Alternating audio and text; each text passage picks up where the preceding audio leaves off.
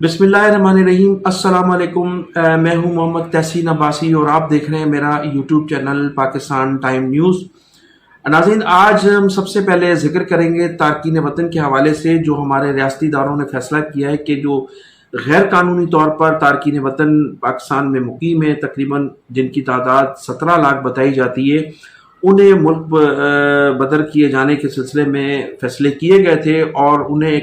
ایک ماہ کا ٹائم دیا گیا تھا کہ وہ لوگ از خود اس ملک سے چلے جائیں، بصورت دیگر انہیں گرفتار کر کے ان ملک بدر کیا جائے گا، ان کے ملک روانہ کیا جائے گا۔ تو اس سلسلے میں ایک ماہ کے عرصے میں کئی ہزار کی تعداد میں لوگ تو از خود چلے گئے تھے ملک سے،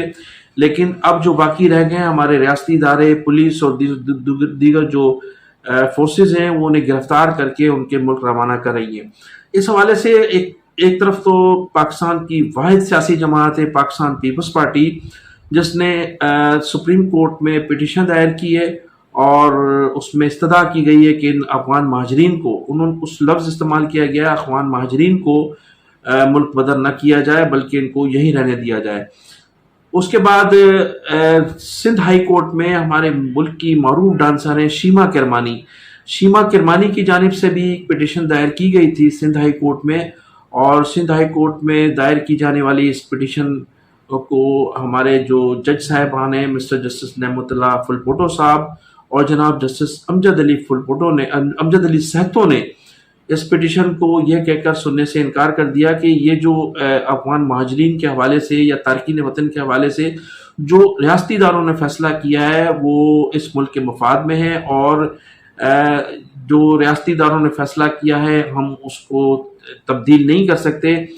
اور پھر انہوں نے آخر میں مثال دی کہ آپ یہ بتائیے کہ سعودی عرب کا نام لے کر انہوں نے پھر دیگر ممالک کا بھی کہا کہ سعودی عرب سمیت اگر آپ کسی ملک میں جاتے ہیں اور آپ کا ویزا ختم ہو جاتا ہے تو کیا آپ کو رہنے دیا جائے گا؟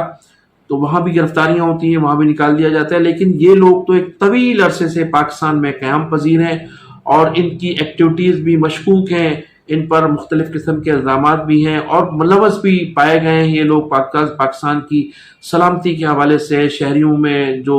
اسٹریٹ کرائم میں بھی لوگ ملوث رہے ہیں، اس کے علاوہ ڈکیتیوں میں بھی لوگ ملوث رہے ہیں، اغوا برائے تاوان میں بھی تارکین وطن کے جو ہے وہ ملوث رہے۔ تو ایسی صورتحال میں جو ہماری ریاست، ہمارے ادارے جو ہیں وہ اس تمام چیزوں کو سمجھتے ہیں، اور اس کے بعد پھر ہماری جو ملک کی معیشت ہے ان تارکین وطن کی وجہ سے خاصی خراب ہوئی ہے، ملک کے حالات بھی خراب ہوئے ہیں، اور ان تارکین وطن میں وہ جاسوس بھی قیام پذیر ہیں جو ہماری ملک کی سلامتی کے حوالے سے انتہائی خطرناک ہیں، غیر ملکی ایجنسیوں کے لیے وہ کام بھی کر رہے ہیں۔ تو ایسی صورت میں ان تارکین وطن کو روکنا جو ہے وہ ملک کی مفاد میں نہیں ہے، ریاستی اداروں کے مفاد میں نہیں ہے۔ تو یہ تمام چیزیں تھیں جس کی وجہ سے ہمارے جج صاحبان نے سندھ ہائی کورٹ میں اس پٹیشن کو رد کر دیا ہے۔ دوسری جانب سپریم کورٹ میں پاکستان پیپلز پارٹی کی جانب سے بھی ایک پٹیشن دائر کی گئی ہے، اور پھر آصف علی زرداری صاحب نے گزشتہ روز ضلع گھوٹکی میں اپنے خطاب کے دوران بھی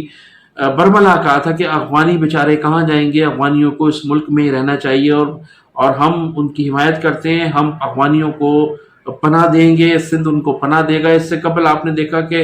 سندھ میں جو ہے افغانیوں کے خلاف بڑی نفرت پائی جاتی ہے، اور سندھ کے چپے چپے میں افغانیوں کے خلاف اس لیے نفرت پائی جاتی ہے کہ وہاں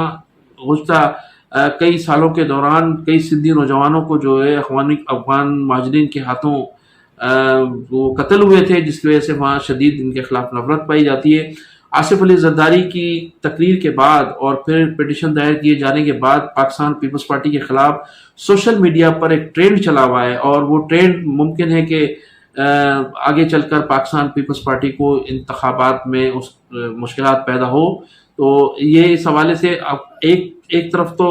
پاکستان پیپلز پارٹی کی پٹیشن تھی وہ بھی زیر سماعت ہے غالباً، اور دوسری جو پٹیشن تھی سندھ ہائی کورٹ میں تارکین وطن کے حوالے سے، شیما کرمانی کی پٹیشن کو جو ہے وہ سننے سے انکار کر دیا ہے۔